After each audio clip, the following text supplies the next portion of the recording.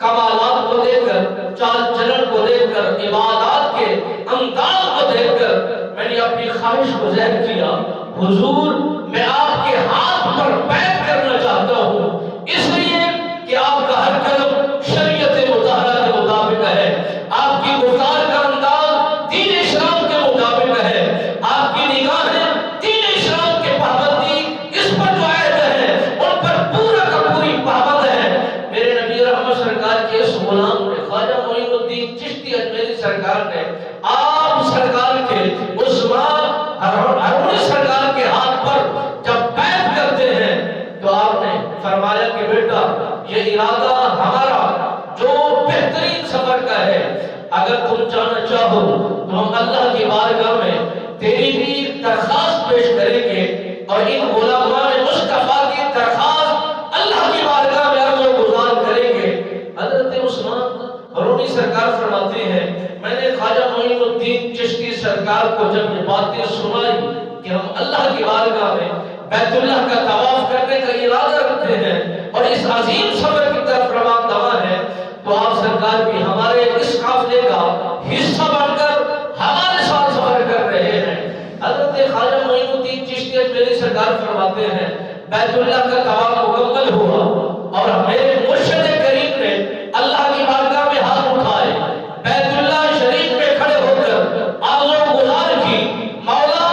یہ سارے کے سارے لوگ جو دین اسلام میں داخل ہیں اور میری ہاتھ پر بیعت ہے، میرے نبی کا کلمہ پڑھنے والے ہیں اور یہی حکمدار و وفادار بن چکے ہیں، میں تیری بارگاہ میں لایا ہوں، تیری کچہری میں لایا ہوں، تیرے اس عظیم گھر میں پیش کر چکا ہوں، اپنی بارگاہ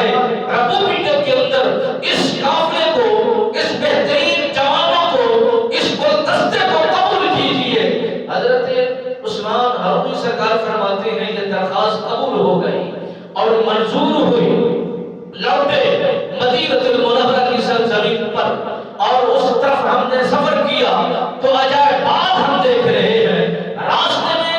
عجیب و غریب اس طرح کے عجائب نظر آ رہے ہیں جہاں سے خواجہ معین الدین چشتی ابھی بچپن ہی ہے آپ سرکار کا، جہاں سے گزرتے ہیں عجوبے ہی عجوبے نظر آتے ہیں، جہاں کسی سے گفتگو شروع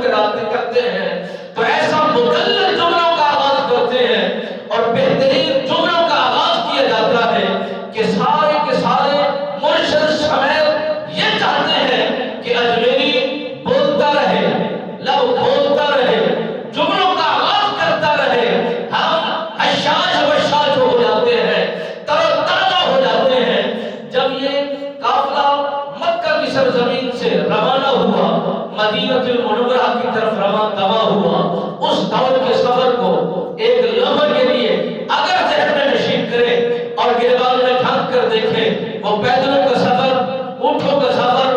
اور یہ پیدلوں کا زیادہ تر سفر ہو جا کرتا تھا، مگر میرے آقا مولا صلی اللہ علیہ وآلہ وسلم سرکار کے یہ دیوانے، شمع رسالت کے یہ پروانے جب روانہ ہوتے ہیں، مدینہ المنورہ کی فضاؤں میں داخل ہوتے ہیں، سب کے سب علماء مصطفیٰ کی کیفیت بدل جاتی ہے، آنکھوں سے بے ساختہ آنسو بہ رہے ہیں، مگر عثمان ہارونی سرکار جب دربار مصطفی کے اندر پہنچتے ہیں، عرض و گزار کرتے ہیں، سلام پیش کرتے ہیں، نیاز مند کی قبول پیش کرتے ہیں۔